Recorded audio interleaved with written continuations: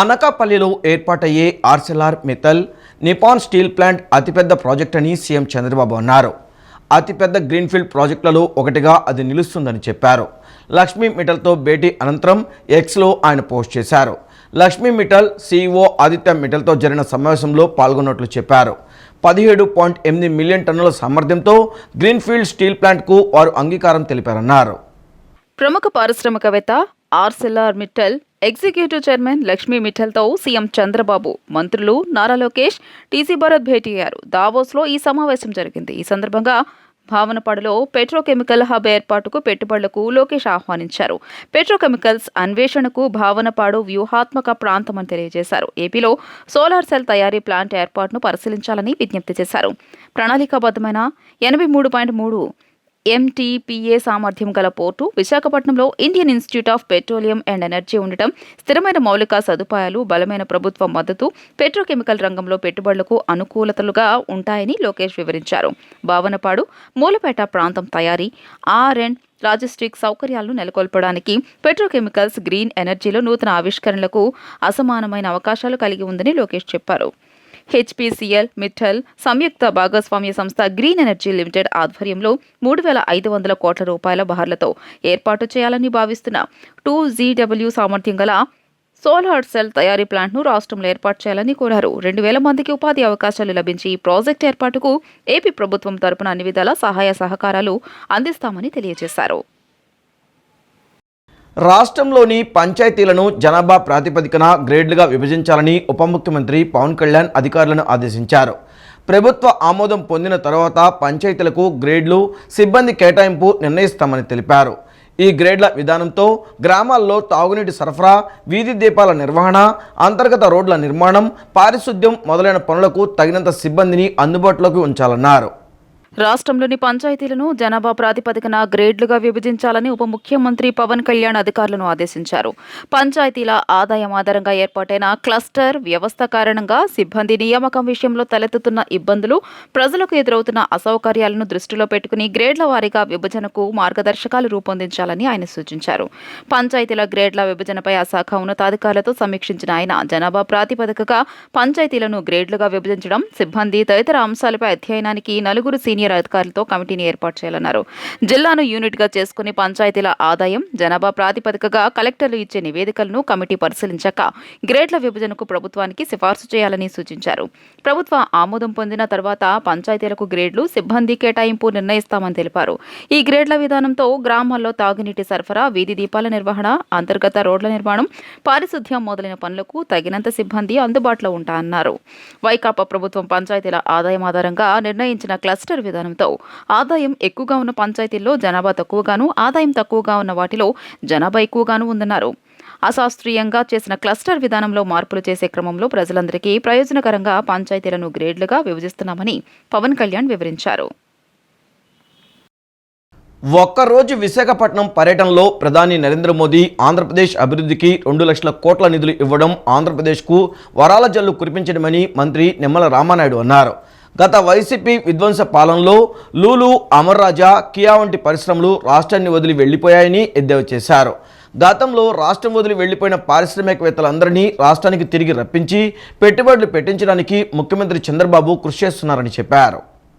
NDA కూటమి ప్రభుత్వంలో విశాఖ ఉక్కు ఆంధ్రుల హక్కు అయినటువంటి విశాఖ ఉక్కు ప్రైవేటీకరణ కాకుండా ఆపడంతో పాటు కేంద్రం 11,500 కోట్ల రూపాయల సహాయం అందించిందని, ఒక్కరోజు విశాఖపట్నం పర్యటనలో ప్రధాని నరేంద్ర మోదీ ఆంధ్రప్రదేశ్ అభివృద్ధికి 2 లక్షల కోట్ల నిధులు ఇవ్వడం ఆంధ్రప్రదేశ్కు వరాల జల్లు కురిపించడమే అన్నారు మంత్రి నిమ్మల రామానాయుడు. పశ్చిమ గోదావరి జిల్లా పోడూరు మండలంలోని పలు గ్రామాల్లో చేపట్టిన అభివృద్ధి కార్యక్రమాలకు ఆయన శ్రీకారం చుట్టారు. ఈ సందర్భంగా మంత్రి నిమ్మల మీడియాతో మాట్లాడారు. గత వైసీపీ విధ్వంస పాలనలో లూలు, అమర్ రాజా, కియో వంటి పరిశ్రమలు రాష్ట్రాన్ని వదిలి వెళ్లిపోయాయని ఎద్దేవా చేశారు. ఉపాధి లేక నిరుద్యోగులు, విద్యార్థులు గంజాయి, డ్రగ్స్కు బానిసలయ్యారని ఆవేదన చెందారు. గతంలో రాష్ట్రం వదిలి వెళ్లిపోయిన పారిశ్రామికవేత్తలందరినీ రాష్ట్రానికి తిరిగి రప్పించి పెట్టుబడులు పెట్టించడానికి ముఖ్యమంత్రి చంద్రబాబు కృషి చేస్తున్నారని చెప్పారు. అలాగే యువతకు 20 లక్షల ఉద్యోగాలు అందించేందుకు సంకల్పించామన్నారు.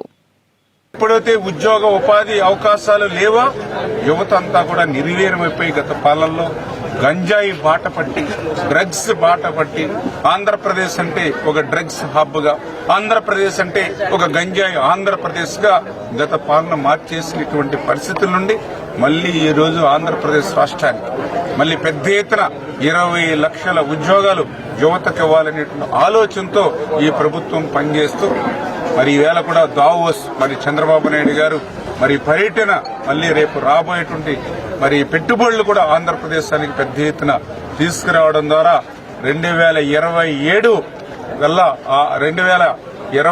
కల్లా మరి ఈ యొక్క భారతదేశంలో అగ్రగామిగా 2047 కల్లా మరి ఈ యొక్క ప్రపంచంలోనే ఒక అగ్ర రాష్ట్రంగా అభివృద్ధి చెందాలనేటువంటి చంద్రబాబు నాయుడు గారికి ఆలోచనలకి అనుగుణంగా మరి ఇవాళ ఈ ప్రభుత్వం పనిచేస్తుందనే విషయాన్ని మీ ద్వారా అందరికి కూడా తెలియజేసుకుంటున్నాను. ప్రకృతిని, సంస్కృతిని గుర్తుపెట్టుకోవడమే కాకుండా వాటి ద్వారా పర్యాటక రంగాన్ని అభివృద్ధి చేయాలన్నదే కూటమి ప్రభుత్వ ఉద్దేశమని జిల్లా ఇన్ఛార్జ్ మంత్రి అనగాని సత్యప్రసాద్ అన్నారు. తమ ప్రభుత్వం పర్యాటక రంగాన్ని ప్రోత్సహిస్తుందని, అందులో భాగంగానే 4 ఏళ్లుగా నిలిచిపోయిన పక్షుల పండుగను మళ్లీ నిర్వహించామని చెప్పారు. ఎన్నో వేల కిలోమీటర్లు ప్రయాణించి ఈ ప్రాంతానికి వచ్చే విదేశీ వలస పక్షుల విన్యాసాలు పర్యాటకులను ఎంతగానో ఆకర్షిస్తుంటాయన్నారు. అందుకే 2001లో అప్పటి తమ టీడీపీ ప్రభుత్వం పక్షుల పండుగను ప్రారంభించిందని గుర్తు చేశారు. గత వైసీపీ ప్రభుత్వంలో వైఎస్ జగన్ చూసి పరిశ్రమలతో పాటు పక్షులు కూడా పారిపోయాయని జిల్లా ఇన్ఛార్జ్ మంత్రి అనగాని సత్యప్రసాద్ వ్యాఖ్యానించారు. తిరుపతి జిల్లా సూళ్లూరుపేట కేంద్రంగా సోమవారం జరిగిన 3 రోజుల పక్షుల పండుగ ముగింపు సభలో ఆయన ప్రసంగించారు.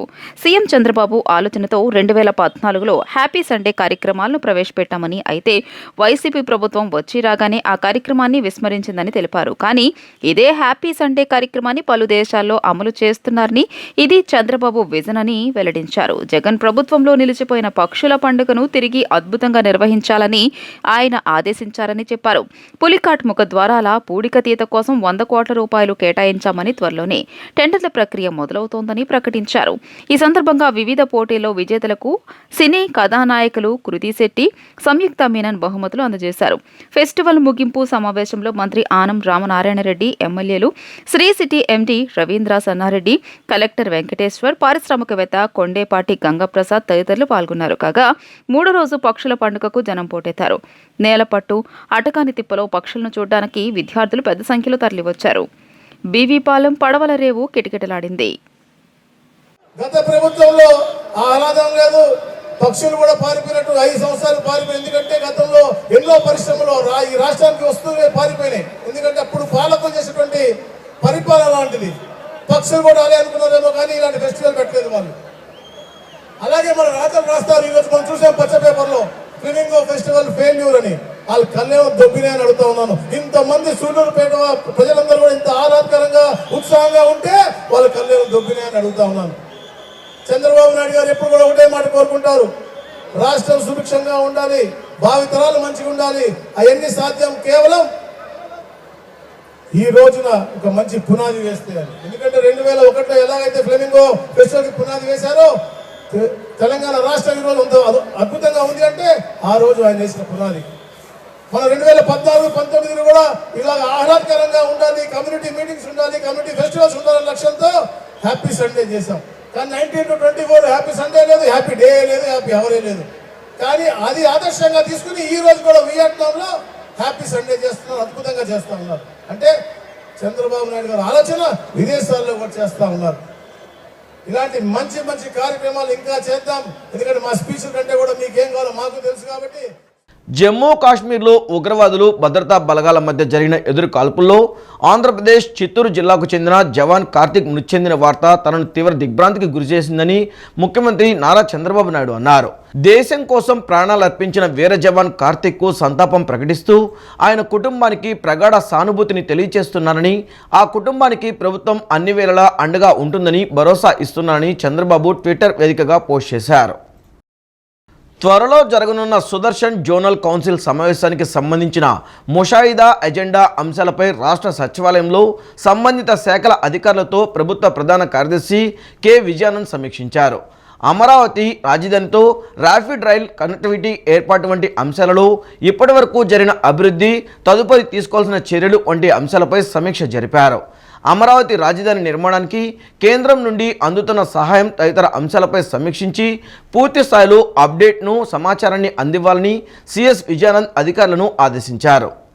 త్వరలో జరగనున్న సదరన్ జోనల్ కౌన్సిల్ సమావేశానికి సంబంధించిన ముసాయిదా అజెండా అంశాలపై రాష్ట్ర సచివాలయంలో సంబంధిత శాఖల అధికారులతో ప్రభుత్వ ప్రధాన కార్యదర్శి కె విజయానంద్ సమీక్షించారు. ప్రధానంగా రాష్ట్ర విభజనకు సంబంధించి వివిధ పెండింగ్ అంశాలపై జోనల్ కౌన్సిల్ సమావేశం దృష్టికి తీసుకెళ్లి చర్చించేందుకు వీలుగా తీసుకోవాల్సిన చర్యలపై ఆయన అధికారులతో సమీక్షించారు. ముఖ్యంగా ఆంధ్రప్రదేశ్ రాష్ట్ర విభజన చట్టంలోని షెడ్యూల్ 13లో పేర్కొన్న విశాఖపట్నం చెన్నై పారిశ్రామిక కారిడార్, విశాఖపట్నం విజయవాడ తిరుపతి విమానాశ్రయాల విస్తరణ, అంతర్జాతీయ ప్రమాణాలకు అనుగుణంగా అప్గ్రేడ్ చేయడం, అమరావతి రాజధానితో ర్యాపిడ్ రైల్ కనెక్టివిటీ ఏర్పాటు వంటి అంశాల్లో ఇప్పటి వరకు జరిగిన అభివృద్ధి, తదుపరి తీసుకోవాల్సిన చర్యలు వంటి అంశాలపై సమీక్షించారు. అదేవిధంగా ఉత్తరాంధ్ర రాయలసీమకు చెందిన 7 వెనుకబడిన జిల్లాల అభివృద్ధికి కేంద్రం నుండి సాయం, ఇప్పటి వరకు అందిన సహాయం, ఇంకా రావాల్సిన నిధులు అంశాలపై చర్చించారు. అంతేకాక రిసోర్స్ గ్యాప్ ఫండింగ్ కింద కేంద్రం నుండి అందిన నిధులు, ఇంకా అందించాల్సిన నిధులపై కూడా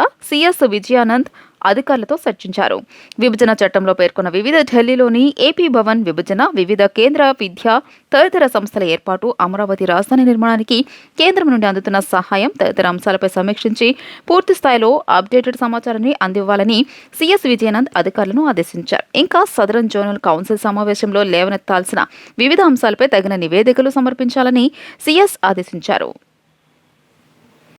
ఖరీఫ్ సీజన్లో ఇప్పటివరకు 29,39,432 టన్నుల ధాన్యాన్ని సేకరించినట్లు రాష్ట్ర పౌర సరఫరాల శాఖ మంత్రి నాదెండ్ల మనోహర్ తెలిపారు. ఈ ధాన్యం విక్రయించిన 5,99,952 మంది రైతులకు 24 గంటల్లోపే 5,878 కోట్లు చెల్లించామని ఒక ప్రకటనలో పేర్కొన్నారు. గత వైసీపీ ప్రభుత్వం ధాన్యం సేకరించి సకాలంలో డబ్బులు చెల్లించకుండా రైతులను ఏ విధంగా ఇబ్బందులకు గురిచేసిందో అందరికీ తెలుసని విమర్శించారు. ఆంధ్రప్రదేశ్ పౌర సరఫరాల శాఖ మంత్రి నాదెండ్ల మనోహర్ రైతులకు కీలక సూచనలు చేశారు. ఖరీఫ్లో ధాన్యం కొనుగోలుపై ఆయన స్పందించారు. ఈ మేరకు మంత్రి ట్విట్టర్ వేదికగా మంత్రి వివరాలను వెల్లడించారు. 2024-25 ఖరీఫ్ సీజన్లో ధాన్యం సేకరణ, డబ్బుల చెల్లింపులో పకడ్బందీగా ముందుకు వెళ్లామని 29,39,432 మెట్రిక్ టన్నుల ధాన్యం సేకరించగలిగామన్నారు. రైతుల నుంచి సేకరించిన 24 గంటలలోపే 5,878.49 కోట్ల రూపాయల చెల్లింపులు చేయడంతో 5,99,952 మంది రైతుల్లో ఆనందం వెల్లివిరిసిందని చెప్పారు.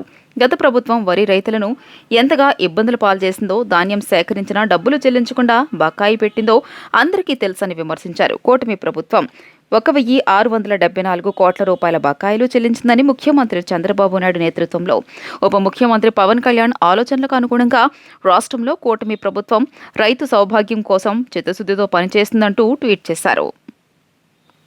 శాసనసభల పని దినాలు తగ్గితే ప్రజాస్వామ్యం బలహీనమవుతుందని శాసనసభ స్పీకర్ చింతకాయల అయ్యన్నపాత్రుడు పేర్కొన్నారు. 100కు పైగా సభ్యులు ఉన్న చట్టసభలు ఏడాదిలో కనీసం 75 రోజులు సమావేశాలు నిర్వహించాలని సూచించారు. 5 ఏళ్ల కాలంలో ప్రతి ఏటా 75 రోజులు చర్చలు జరపడం అవసరమన్నారు. రాజ్యాంగాన్ని 100 కంటే అదనంగా సవరించడం ప్రజాస్వామ్య బలానికి సూచనగా పేర్కొన్నారు. శాసన వ్యవస్థలోని ఆర్థిక పాలన వ్యవహారాల్లో కార్యనిర్వాహక వ్యవస్థ జోక్యం చేసుకోవడం రాజ్యాంగ మౌలిక సూత్రాన్ని ఉల్లంఘించడమేనని స్పీకర్ అయ్యన్నపాత్రుడు అన్నారు. రాజ్యాంగ విలువలను సుసంపన్నం చేయడంలో చట్టసభల పాత్ర అనే అంశంపై పాట్నాలో జరిగిన 85వ అఖిల భారత సభాపతుల మహాసభలో స్పీకర్ అయ్యన్నపాత్రుడు ప్రసంగించారు. దీనిపై ఆయన ఒక ప్రకటన విడుదల చేశారు. శాసనసభ పని దినాలు తగ్గితే ప్రజాస్వామ్యం బలహీనమవుతుందని, ఏడాదిలో కనీసం 75 రోజులు సమావేశాలు జరుపుకోవాలన్నారు. ఇందుకోసం అవసరమైతే రాజ్యాంగాన్ని సవరణ చేయాలన్నారు. చట్టసభలకు కొత్తగా ఎన్నికైన వారికి అవగాహన తరగతులు నిర్వహించాలన్నారు. శాసనసభలో మేము చూస్తూ ఉంటాం, అట్లీస్ట్ 1 yearలో 75 days హౌస్ రన్ అవ్వాలి. House must continue. Without 75 days how can we solve the problems in the state? That is my question, sir. So I'm requesting the honourable chair to give directions to all the states. Recently we are seeing in Andhra Pradesh 80% new persons elected as an MLAs, sir. First time MLAs. దీన్ని బట్టి మనకు అర్థమవుతుందంటే so many youngsters are interesting to come to in politics. They are contesting in elections. 80 MLAs are elected in Andhra Pradesh. So I am requesting chair, all are very new. There are so many problems in the assemblies. They are facing so many problems. My request is, మీ డైరెక్షన్లో already are given direction sir. I'm very happy. ఈ డైరెక్షన్లో ప్రతి స్టేట్లో కూడా యంగ్స్టర్స్కి training classes conduct చేసి చట్టం అంటే ఏమిటి, అసెంబ్లీ అంటే ఏంటి, మనం ఏ విధంగా చట్టాలు చేయాలి, ఆ చట్టాలు ఏ విధంగా ప్రజలకు అందించాలి, పబ్లిక్ ఏ విధంగా రిసీవ్ చేసుకోవాలి అన్నది మనందరం కూడా చట్టాలని వాళ్ళందరికీ పోలీసింగ్ను బలోపేతం చేసేందుకు ఎన్టీఆర్ జిల్లా పోలీసులు వినూత్న కార్యక్రమం చేపట్టారు. పోలీసింగ్లో ప్రజలను భాగస్వాములను చేస్తూ సాంకేతికతను ఉపయోగించడం ద్వారా మెరుగైన ఫలితాలు సాధించేందుకు ప్రణాళికలు రూపొందించారు. సమాజంలోని వివిధ వర్గాల ప్రతినిధులతో జిల్లాలోని ప్రతి స్టేషన్ పరిధిలో సురక్షా కమిటీలు ఏర్పాటు చేశారు. ఈ నెల 22 నుంచి కమ్యూనిటీ పోలీసింగ్కు శ్రీకారం చుట్టనున్నారు. పోలీసింగ్ ని పటిష్టపరిచేందుకు ఎన్టీఆర్ జిల్లా పోలీసులు వినూత్న కార్యక్రమానికి శ్రీకారం చుట్టారు. విజయవాడ కమిషనరేట్ లో సురక్ష పేరుతో సిపి రాజశేఖర్ బాబు ఓ కార్యక్రమాన్ని ప్రారంభించారు. ప్రతి స్టేషన్ పరిధిలో పోలీసులు ప్రజల మధ్య మరింత మెరుగైన సమన్వయం కోసం సురక్ష కమిటీలు ఏర్పాటు చేశారు. ఈ కమిటీలో ఒక ఉపాధ్యాయుడు, వైద్యుడు, ఎన్ఆర్ఐ, సాఫ్ట్వేర్ ఇంజనీర్, ఔత్సాహిక పారిశ్రామికవేత్త, వర్తక సంఘాల నుంచి ఒకరు, మైనారిటీ, ఎస్సీ, ఎస్టీ వర్గాల నుంచి ఒక్కొక్కరు సహా మొత్తం 20 మంది సభ్యులు ఉంటారు. ఈ కమిటీలు సమాజంలోని అణగారిన వర్గాల భద్రతపై ప్రత్యేక దృష్టి సారించనున్నాయి. పౌరులకు సంబంధించిన ముఖ్యమైన అంశాలను గుర్తించి వాటిని మెరుగుపరిచేందుకు తీసుకోవాల్సిన చర్యలను సూచించనున్నాయి. కమిషనరేట్ పరిధిలోని పోలీసింగ్ కార్యక్రమాల్లో సమాజ భాగస్వామ్యాన్ని పెంచడంలో కమిటీ సభ్యులు వారధులుగా వ్యవహరిస్తారు. ప్రజలకు పోలీసులు అందిస్తున్న సేవలపై అభిప్రాయాలు సేకరించి మరింత మెరుగ్గా అందించేందుకు సూచనలు ఇవ్వనున్నారు. సురక్షా కమిటీలు మహిళా సంరక్షణ కార్యదర్శుల సాయంతో పనిచేస్తాయి. వృద్ధులు, పిల్లలు, మహిళలు, వికలాంగులు తదితర వర్గాల సమస్యలపై దృష్టి సారిస్తాయి.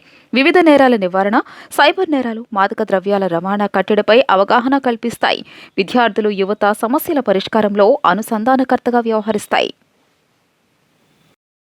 జిల్లాల విభజన సమయంలో నూతన జిల్లాలలో ఒక జిల్లాకు వంగవీటి రంగా పేరు పెట్టాలని విజ్ఞప్తులు చేసినా గత ప్రభుత్వం పట్టించుకోలేదని బీసీ నాయకులు కుల్నకొండ శివాజీ మండిపడ్డారు.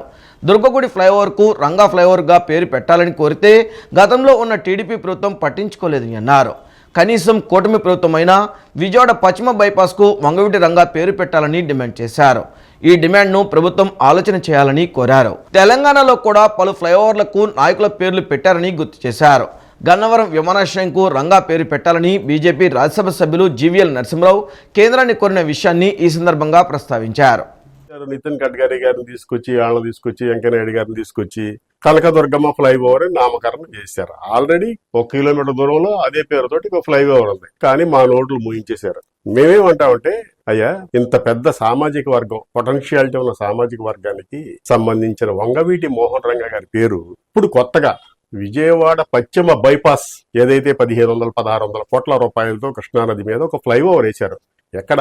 కాజ దగ్గర నుంచి సూరాయపాలెం వరకు ఆ రహదారికి, ఆ బైపాస్ ఔటర్ రింగ్ రోడ్డుకి వంగవీటి మోహన రంగా నామకరణం చేయాలని చెప్పి రంగా గారి అభిమానుల తరఫున, ఈ వర్గాలతో సంబంధం ఉన్న నాయకుడిగా, బీసీ నాయకుడిగా ఈ ప్రభుత్వాన్ని మేము గట్టిగా డిమాండ్ చేస్తా ఉన్నాం.